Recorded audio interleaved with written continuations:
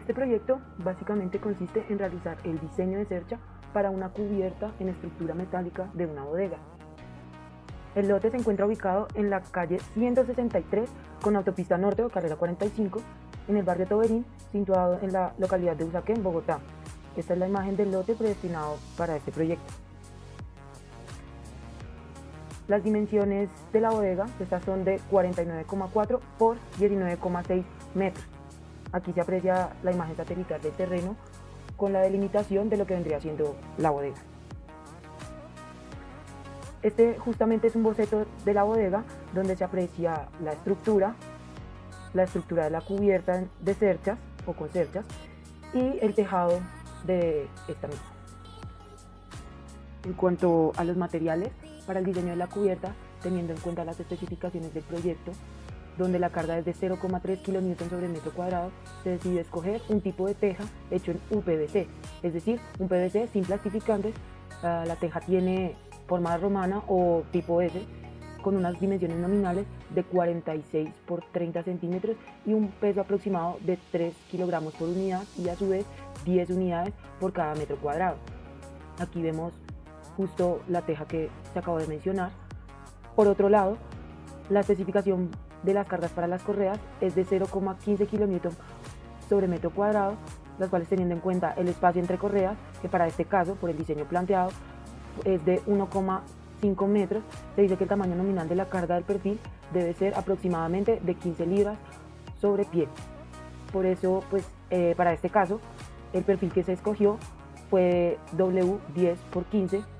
Este tipo de perfil cumple con las especificaciones dadas para el proyecto. Hola, mi nombre es David y en este punto yo les voy a mostrar el resumen de los perfiles utilizados para el diseño de la cubierta en estructura metálica. De esta manera, los tres primeros perfiles corresponden en su orden a los de la cuerda inferior, las diagonales y la cuerda superior respectivamente.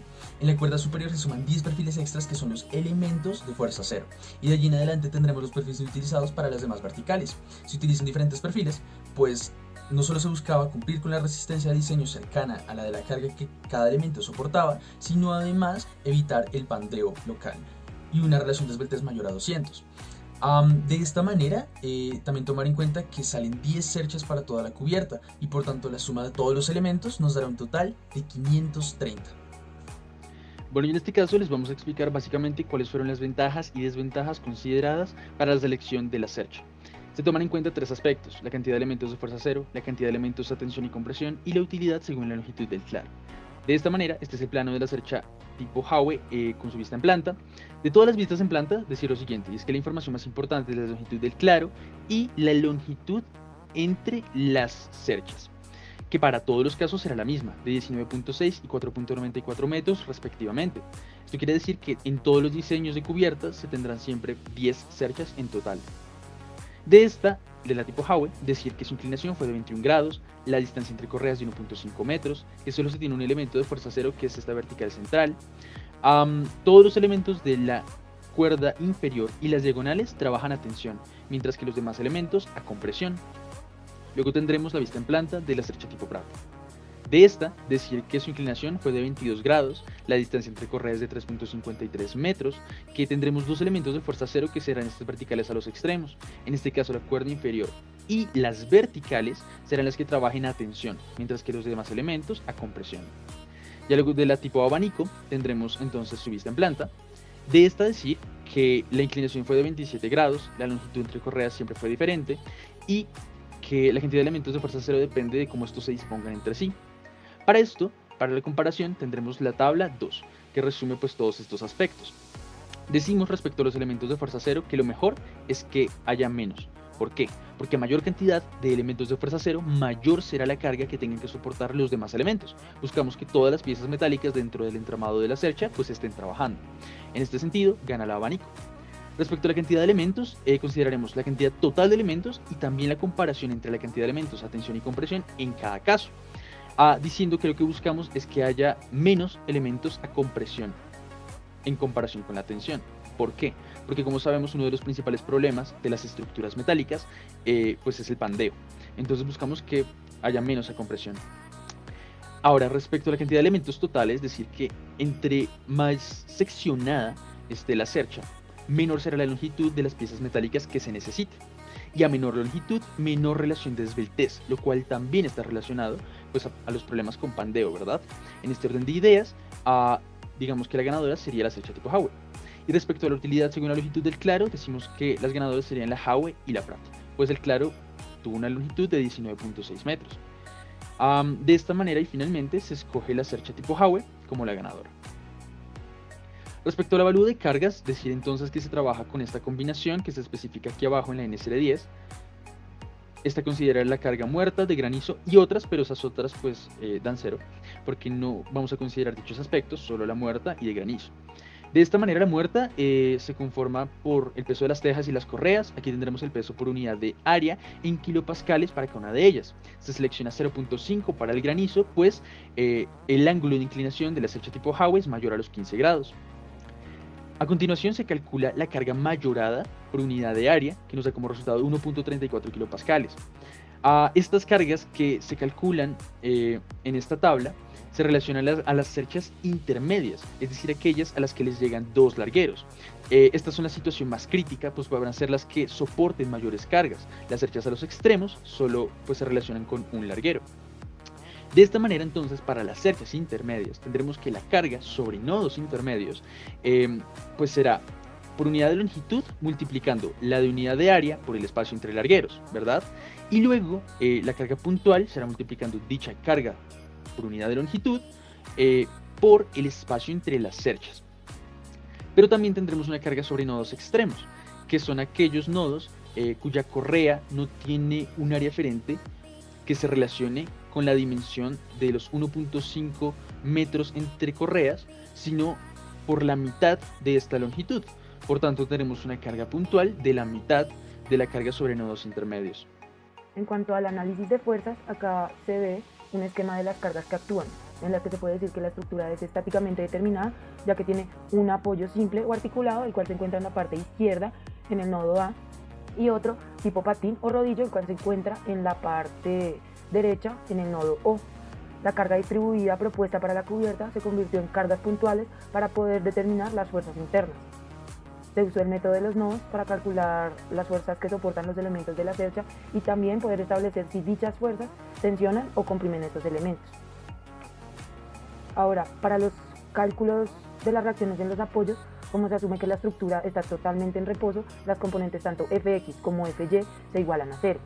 En este caso, por cuestión de simetría, se dice que las reacciones en el eje Y, tanto para el punto en A como en O, son de la misma magnitud y sentido. Para el cálculo de las fuerzas internas, se realiza un esquema de los vectores de fuerza para cada nodo. El esquema de la parte inferior corresponde al nodo A, el cual es el nodo de la esquina izquierda de la cercha. Siguiendo con el ejemplo del nodo A, los vectores de fuerza se descomponen en los dos ejes, X y Y, para poder determinar las magnitudes de estas. Cabe resaltar que el mismo procedimiento se le realiza a todos los nodos de la cercha. En esta tabla 5 se encuentra el resumen de las fuerzas internas sobre los elementos de la cercha, determinadas por el método de los nodos. Estos datos fueron corroborados por el programa SAP 2000. Aquí podemos ver que el elemento HB es un elemento de fuerza 0. Buenas noches, mi nombre es Sergio Andrés Sierra y soy el encargado de exponer la parte final de nuestro proyecto de estructuras metálicas. Más en concreto, pues son las resistencias de diseño. Para estas hemos estipulado el uso de 3 perfiles diferentes para la subdivisión de 3 áreas de elementos diferentes, lo cual son la cuerda superior, la cuerda inferior, los verticales y las diagonales. Bueno, pues empecemos con los elementos que estén a tensión, más en concretamente son los de la cuerda inferior y los de las diagonales. Para la cuerda inferior, para todos los elementos pertenecientes a la cuerda inferior, vamos a trabajar con un perfil en L 2x2 por 3 octavos. Para hallar esta resistencia, pues vamos a hallar la tensión en área bruta. Y para hallar la resistencia de diseño, vamos a multiplicar el factor de resistencia de diseño por el esfuerzo de fluencia por el área bruta, como lo podemos ver en la diapositiva, más en concretamente que es 0.9 por el esfuerzo de fluencia, que es 248.209 megapascales, por el área bruta, que es 8.84 por 10 a la menos 4 metros cuadrados. Esto para hallar pues, la resistencia de diseño, que nos va a dar 197.45 kilonewtons. Ya en el método de nodos planteado anteriormente en la presentación, hallamos las fuerzas internas de cada uno de los elementos de la cuerda inferior y todos estos elementos pues están a tensión. Para ello pues escogemos la fuerza interna que sea mayor, que esté sometida en el elemento mayor, la cual pues es el elemento AY, entonces por eso lo ejemplificamos con el elemento AY. Este pues está sometido a una fuerza interna de 168.13 kilonewtons y pues al ser el mayor utilizamos un solo perfil para todos los elementos y pues así cumplir con los requerimientos de la norma de construcción, la NSR 10, pues que nos solicita. Igualmente para los diagonales, para los elementos, estos al estar sometidos a cargas menores, pues vamos a utilizar otro tipo de perfil, el cual es el L2x2 por 1/8. Pues esto con fundamentos pues de organización. Para esto pues encontramos que la resistencia de diseño de este perfil es de 70.76 kilonewtons y pues vemos que la mayor fuerza interna de los elementos de las diagonales es 37.09 kilonewtons, pues de esta manera también cumpliendo los requerimientos pues que la norma nos especifica. Para los elementos a compresión, que son los de la cuerda superior y las de los verticales, pues vamos a seguir un paso a paso, empezando pues por el chequeo de pandeo local. Para este chequeo vamos a ejemplificar el elemento AB y vamos a empezar con la relación ancho-espesor, pues que se nos denota como B sobre T. En este caso B pues es el lado mayor del perfil, pues como estamos trabajando con un perfil en L, solo para la cuerda superior de L3 por 3 por 1/2, pues sencillamente los dos lados miden lo mismo, entonces podemos utilizar cualquiera de los dos lados sobre T, que vendría siendo en este caso el espesor. Eso nos da una relación de ancho-espesor de 6. Ya después de eso vamos a hallar el límite de comparación. Este lo hallamos multiplicando 0.45 por la raíz cuadrada del módulo de elasticidad sobre el esfuerzo de fluencia, que nos va a dar 12.77. Entonces, al ser menor la relación de ancho-espesor que el límite de comparación, pues denotamos o concluimos que el elemento AB de la cuerda superior no es esbelto y no sufrirá de pandeo local. Bueno, entonces ya para continuar vamos a calcular la relación de esbeltez, que es multiplicar el factor de longitud efectiva por la longitud del miembro sobre el radio del giro del miembro. En este caso el factor de longitud efectiva es 1 porque pues los elementos se encuentran entre dos apoyos articulados. Pues ya después de realizar esta operación obtenemos que la relación de esbeltez es de 101.819 y ya después procedemos a calcular el esfuerzo crítico de pandeo elástico o F sub E. Para hallar este esfuerzo crítico vamos a multiplicar pi al cuadrado por el módulo de elasticidad sobre la relación de esbeltez al cuadrado. Después de realizar esta operación vamos a obtener que el esfuerzo crítico de pandeo elástico es 0.190 gigapascales. A continuación vamos a proceder a calcular el límite para seleccionar la forma de calcular FCR. Esto lo podemos calcular con la fórmula que obtenemos en la NSR 10, que es 4.71 multiplicado por la raíz cuadrada del módulo de elasticidad sobre el esfuerzo de fluencia, y este nos va a dar un resultado de 133.681. Ya con este límite pues escogemos la forma de calcular el esfuerzo de pandeo por flexión o FCR. Este FCR lo vamos a calcular como el esfuerzo de fluencia multiplicado por 0.658 elevado al esfuerzo de fluencia sobre el esfuerzo crítico de pandeo elástico, tal y como lo podemos ver aquí en la diapositiva. Este esfuerzo de pandeo por flexión nos va a dar un total de 143.825 megapascales.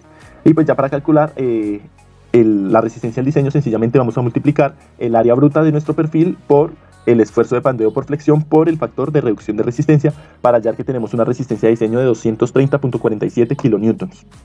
Igual que en el ejemplo anterior, vamos a tomar todos los elementos que estén a compresión y vamos a escoger la fuerza interna que sea mayor, que en este caso vendría siendo 180.09 kilonewtons, y vamos a utilizar un factor o una resistencia al diseño que cumpla con los requerimientos que nos está pidiendo pues la norma. Para este caso pues nuestra resistencia de diseño del perfil escogido 3 por 3 por 1/2 es de 230.47 kilonewtons y pues nos sirve de sobra para todos los elementos de esta área. Igualmente para las verticales vamos a utilizar distintos perfiles, hallando pues dependiendo de las necesidades que tenga cada carga de cada perfil. Como lo podemos ver en cada uno de los ejemplos, pues siempre la resistencia al diseño va a ser un poco mayor o mucho mayor que la fuerza interna a la cual está sometida el elemento. Bueno, y ya para terminar con las conclusiones, pues tenemos dos conclusiones relevantes, siendo la primera pues que la resistencia de los perfiles verticales excede de manera relativamente considerable la carga de cada elemento, pero pues esto se debe más a aspectos relacionados con las beltές.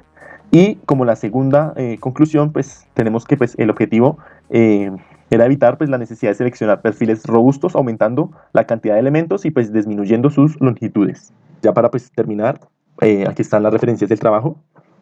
Muchas gracias.